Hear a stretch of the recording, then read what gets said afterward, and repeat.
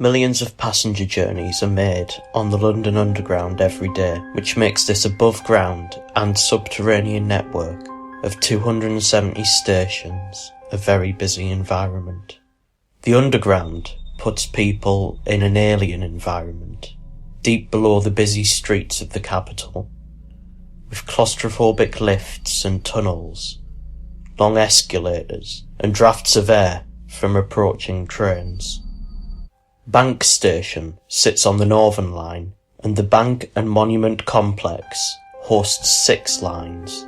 The deepest part of the Underground in central London is the Docklands Light Railway Concourse at Bank, which is 41.4 metres below street level. Bank, with its Docklands Light Railway and London Underground platforms, and Monument, with its London Underground platforms, are linked by long walking tunnels which stretch the length of King William Street.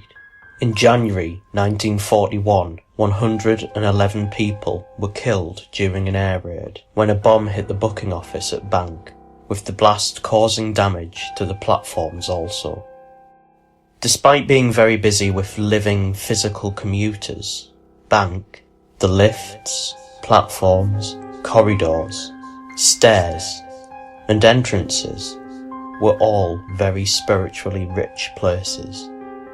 Aside from the memories of commuting Londoners, mainly of the recording type, there were a few spirits here.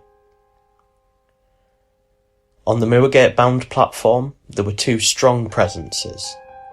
One was a gentleman who worked on the tube. He was still there, proud in his job, making sure that everything was running well. The other was a female presence, but she gave nothing away. In the pedestrian tunnels, this busy environment was the source of much enjoyment for the lingering spirit of a newspaper seller in his mid-50s, who found it laughable the number of people walking past on their phones or looking at their phones. The feeling he gave is one that he must have been from the early 1930s. Nothing was apparent on the approach to the Docklands Light Railway platform.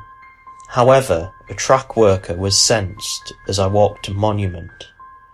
I got the notion that this fellow, who was presenting as close to retirement age, didn't realise that he was dead. Whilst he was there in spirit, he certainly wasn't aware of my presence, nor the presence of others. He was walking down the corridor with a heavy piece of machinery held in his right hand, a leather bag slung over his shoulder, in a 1980s-looking, orange high-visibility vest. The only other presence in the corridors of the linked complex of Bank and Monument was an old lady. Much like the presence on the platform, she didn't give much away, but was definitely a different spirit. The streets around Monument and Bank, which, on return from visiting a conference, I had to use rather than the tunnels, turned up a few interesting feelings. In some sort of synchronicity, when rushing through the streets, being accosted psychically by a myriad of ghosts, the black-painted Routemaster Ghost Tour bus was hurtling up the street towards me. When entering Bank from the street level, I felt a great feeling of upheaval. I've later found out that graves were relocated in order to create some of the entrances to Bank Underground Station. The driver and guard on the Northern Line, on a late evening, were booked to terminate at Kennington, a few stops after Bank.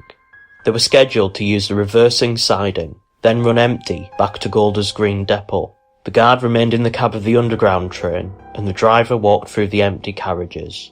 When the driver reached the cab, he sat talking to the guard, when they heard the unmistakable sound of the internal doors between coaches opening and closing. They both knew no one was on the train. The driver had just walked through 7 empty carriages. The guard shouted, "You better have a f***ing ticket, Ghosty!" With that, the sound of the doors stopped, and the train was allowed out of the siding for its journey back to the depot. The driver found out later that both the siding and the loop at Kennington are haunted. A shunter was apparently killed in the early days of the London Underground in the siding, and a guard had been killed in the loop at Kennington.